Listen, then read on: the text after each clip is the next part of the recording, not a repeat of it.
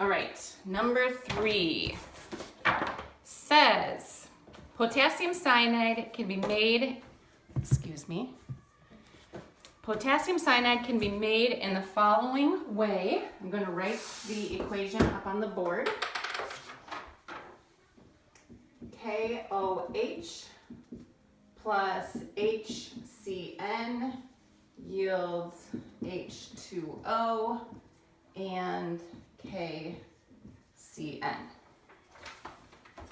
How many milliliters of a 1.51 molar solution of HCN would be required to make 50 grams of potassium cyanide?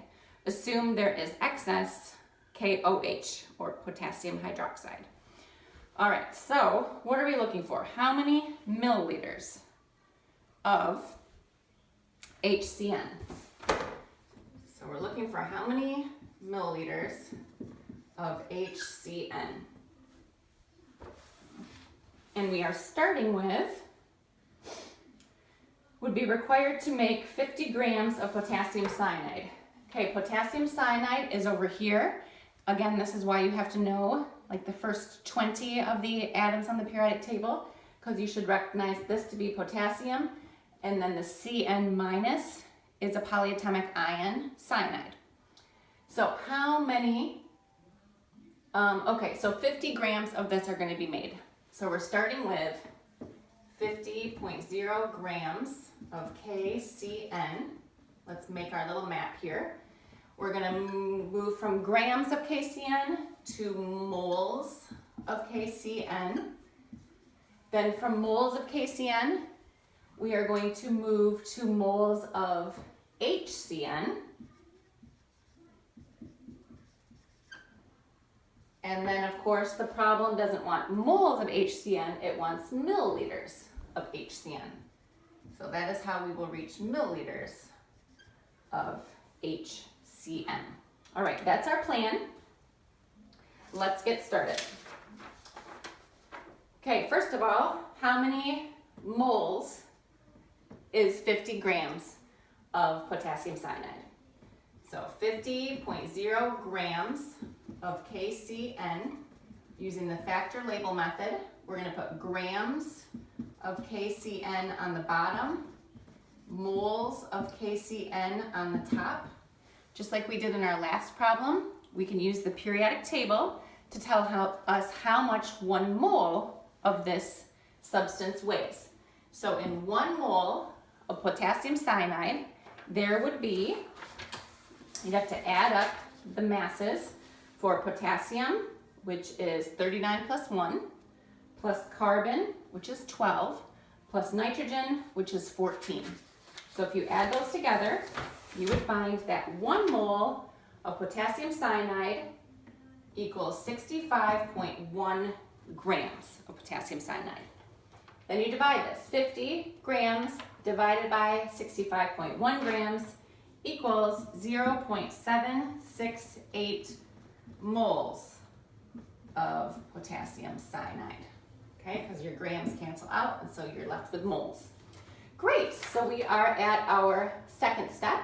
Now from moles of potassium cyanide, we are going to convert to moles of hydrogen cyanide. So we have 0.768 moles of KCN. We're going to multiply it by the ratio of moles of KCN to moles of HCN using the balanced equation. Okay, for every 1 mole of KCN produced, because there's our little invisible 1, for every 1 mole of KCN produced, we need to start with 1 mole of HCN. So this is an easy one. The ratio is 1 to 1. I can even do that in my head. So we would end up with 0.768 moles of HCN. Okay, that's how many moles of hydrogen cyanide we'd have to start with. The problem, however, remember, wants to know how many milliliters of this we are using. And it also gives us the molarity of what we have in our stockroom. In our stockroom, we have a 1.5 molar solution of HCN. Remember, molarity equals moles per liter. Okay, we're talking about HCN. We know HCN's molarity. We have figured out how many moles of HCN we need. So what we need to solve for here is liters. So work our algebra magic, and liters would be equal to the moles divided by the molarity. So now we just have to plug in those numbers for HCN. So the liters of HCN is going to equal how many moles we have, which is 0.768 moles of HCN divided by its molarity. The molarity that we have in our personal chemistry stockroom is 1.51 molar of HCN. So 0.768 divided by 1.51 equals 0.509 liters of HCN. Now, is that what the problem wanted? Did it want liters? Am I pointing to the right place up here? It wanted milliliters. So let's convert liters to milliliters in our very impressive brains. We know that we just moved the decimal place over 3 places.